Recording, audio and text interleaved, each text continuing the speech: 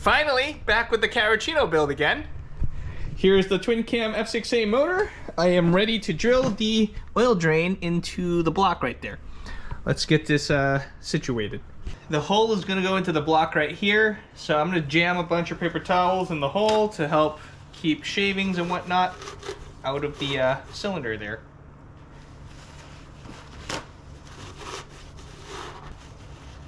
This should be pretty good there. You can kind of see the indentation there where the hole would kind of come through.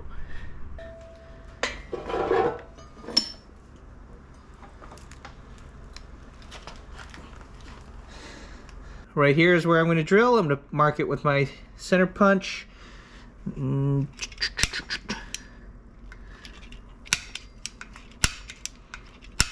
a few more times for good measure.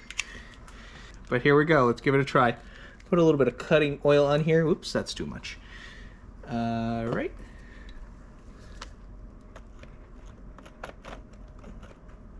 Get this right on the spot. All right, that looks good. Gotta make sure I'm drilling at the right angle too. So I'm gonna lean on it like this and go. Yeah? Oh no, I have a little problem. The exhaust manifold may get in the way, so let's see how far I get first.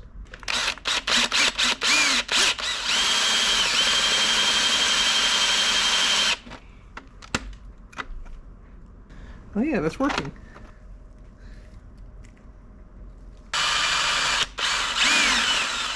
Let's not mess this up. I'm gonna take the exhaust manifold off. These are 12mm bolts. There are two 6mm hex heads in here. You need a little Allen wrench bit to do this. Okay, good. That one's not stuck. How's this one gonna work? And that one's not stuck. Awesome. Awesome. There are two screw lengths. The short one goes towards the timing belt. The longer one goes under the turbo flange. All right, and it just comes right off. Nice and easy. Isn't that nice? Oh. Got a little oil coming in on here. What's up with that? So the gasket's caved in right there. It's a little edge. It looked like it was sealing okay. Looks all right. Is this the metal gasket? Nope, this is not the metal gasket. Okay.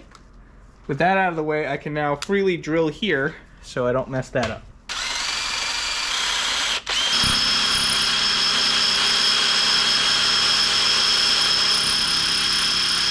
Many months later.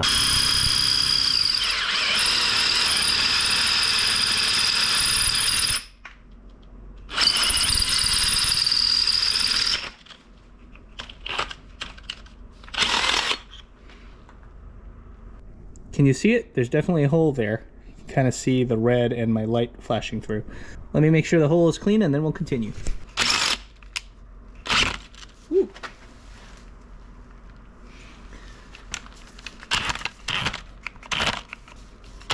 Uh-oh. Give it back! Give it back!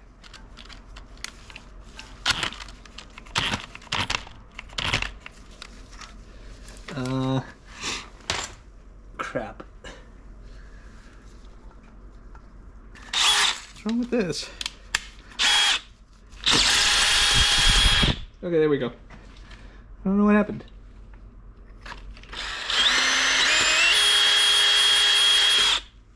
Alright. Now I know the hole is cleanly through. I gotta find a way to figure out how to use this top in the hole.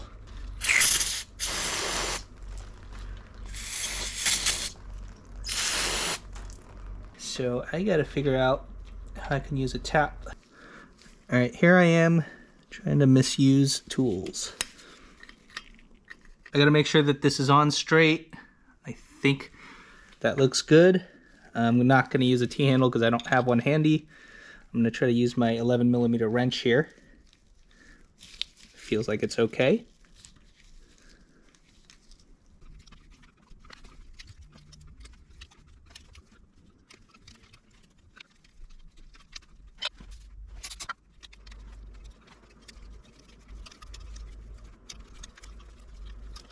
All right, this is my first time tapping for NPT. It kind of weirds me out that it's tapered, but that's what NPT is, so. Oh well. This is the nipple fitting I'm going to use. That's what it looks like. Let's hope this works. Oh. It's a bit tight. I may need a wrench, but I think that's good. I think it's a little bit crooked, but it'll work. Oh, that might be too big. Alright, just double checking that this works properly, because now I can twist it in myself by hand. I wonder if I have to thread this all the way down for that to work. The bottom half of the threads are narrower than the thing itself. So I'm going to continue pushing this in all the way.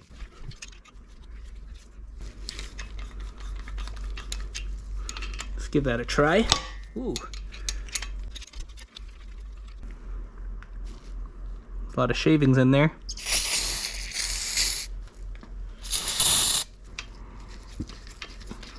There we go.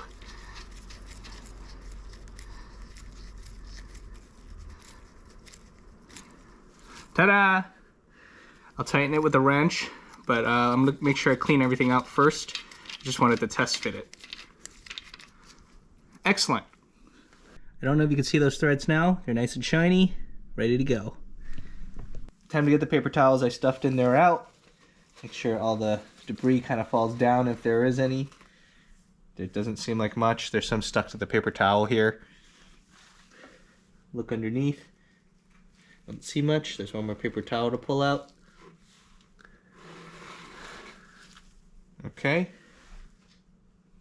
Oh, there's another paper towel to pull out. It's a bunch of paper towels, you know? Alright.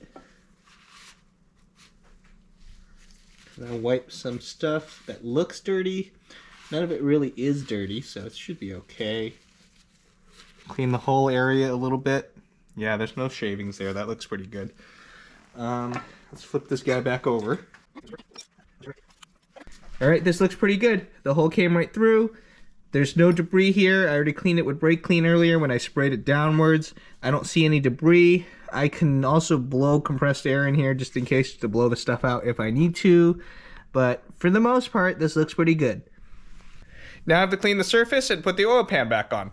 The footage you're going to see was filmed about like 3 months ago, before I'd realized I was missing my oil drain thing. So it's not going to line up exactly. I'm still going to clean the surface off, install an oil pan. I also end up removing it at the end so you can see how much of a bead you really need, because I ended up realizing I had my mistake. I needed to take my pan off.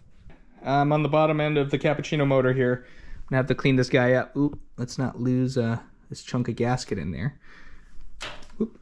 This oil pickup line, I believe, is different. I'm going to take the other one and compare it. But I need to also figure out what to do with that dipstick hole. I'm not sure if I can swap the oil pump, nor do I really want to. This is the Cappuccino oil pan. You can see how there's a baffle and then there's a hole for this oil pickup line right there. Over here, this is the Suzuki Carry's oil pan. The baffle's completely different, and the hole is much smaller just because of how this oil pickup line goes. You can see the dipstick comes through the oil pan. You can even see the oil fill tube goes directly in the oil pan. On this dual overhead cam motor, the oil fill hole is actually at the top, on top of the valve cover, and it just goes all the way down to the bottom here. This is the Carry's oil pickup tube. You can see clearly here, it's obviously different. It would be a little bit shorter and it's off to the side a little bit. That's because this motor was actually meant to be mounted straight, and the Carry's motor was mounted 45-degree angle to the side with the exhaust side down.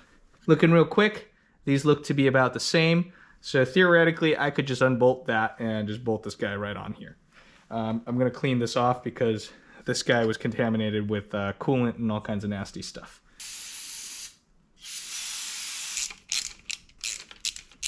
On the Cappuccino, there was another bolt here. Also 10 millimeter. Oops. Probably should have undid that one first, but whatever. Oh dear. Okay, can't find my magnet thing, but you don't want a loose bolt hanging around inside your engine. So make sure you get that, you find it and get it back out. There we go. All this stuff kind of looks the same. Let's line them up here. Oh, they're a smidge different. Just a smidge. The casting on this is a little bit smaller than this entire thing here.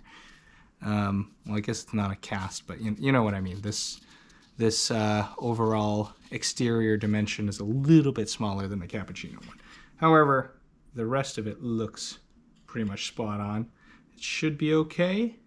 That looks legit. It should be okay. Theoretically, I could leave the dipstick in here. It's not like oil will actually go up there. I might not actually mess with the dipstick. Seems fine. So the bolt that held the other oil pickup line, I'm actually going to put it back in here because what better place to put it than the original location, right? Like this.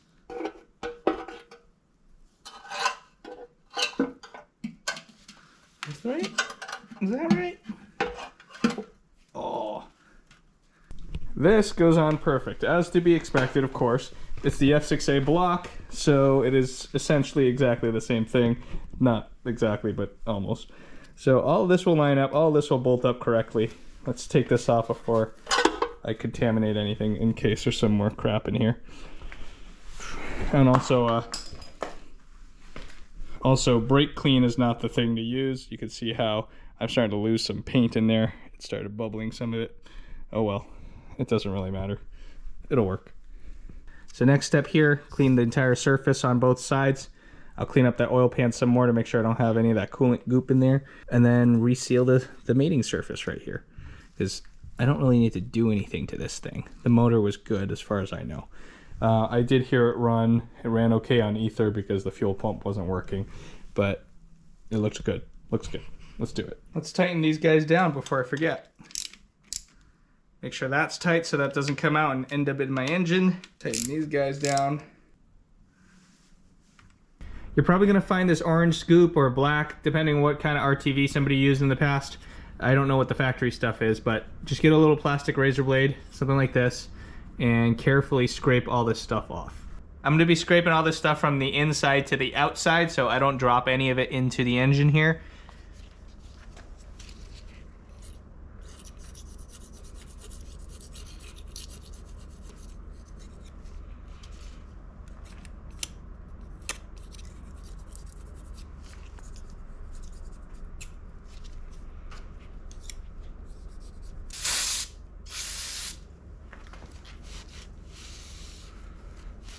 Get some brake clean. Clean off the face of this block here. I went for a final pass with the razor blade. Got it the best I can get. Wipe it down with the brake clean again. Alrighty. I'm gonna turn it by hand over here so you can see how it works.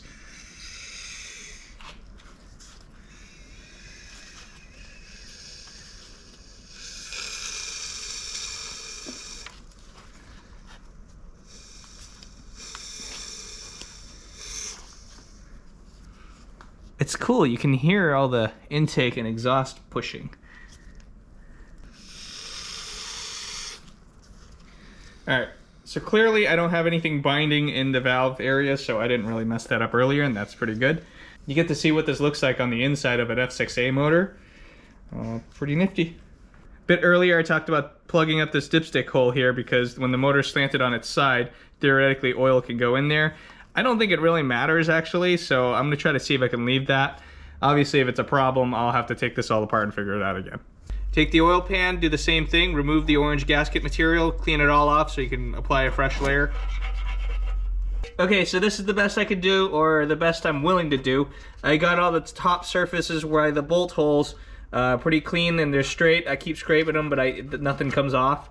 So the rest in these little grooves I don't really care about. My new sealant will go into the grooves and kind of just cover all that up anyways. It doesn't really matter. Cleaning this was still a pain. Got all of it pretty much wiped down. It's clean in here. Oop, I got a little bit to wipe off actually. Alright, so let's get this sealed up and put back on the block. I'm going to be using this Permatech Ultra Black stuff. Ideal for domestic and older vehicles. This isn't domestic, but it's older. Okay. According to the Permatex brand, the orange stuff that was on here, obviously it probably wasn't Permatex, but the Permatex one's good for up to about 600 degrees, I think. The black is up to 500. I'm sure this will be fine as is. It'll work just fine. So what I'm going to do is I'm going to lay down a nice bead and go around all the holes on the inside, go back out to the center, come back around again, all the way around. Try to do one continuous bead and then overlap it right there. I've never done this before, so it's going to be a little bit awkward for me.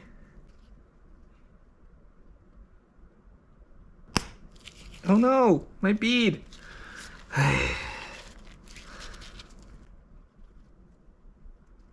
know what? Need a bigger hole.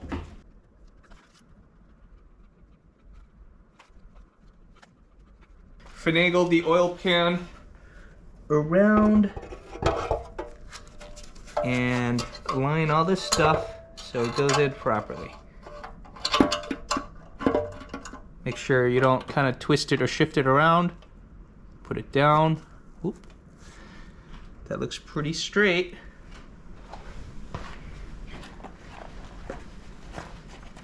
Put all the fasteners back in by hand.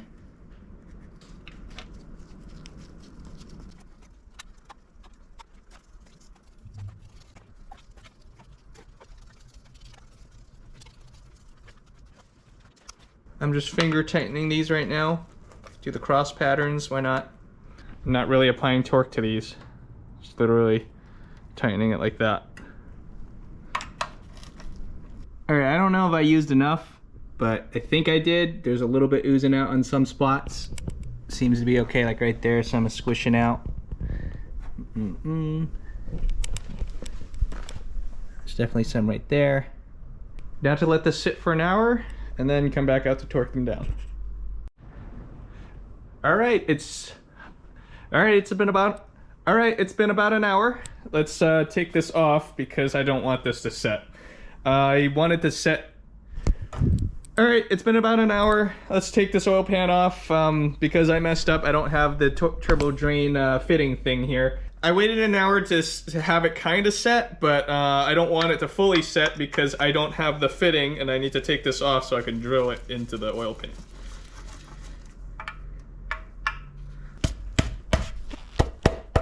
Oh, it's pretty well adhered already. There we go.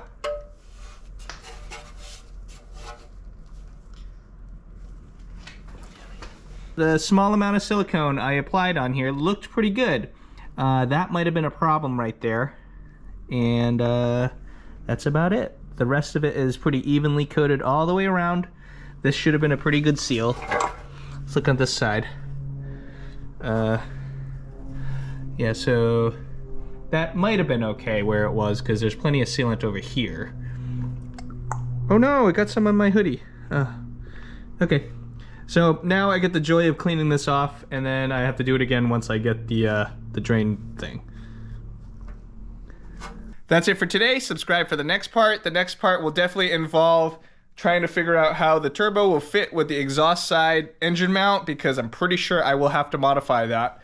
Then I'll kind of flip it all back together, put the subframe mount back on, attempt to reattach it to the truck. Hopefully I still kind of remember how everything goes. Remember, at the end of this, I will have like a summary video that goes over everything you need to do to swap a Cappuccino F6A motor into your Suzuki Carry.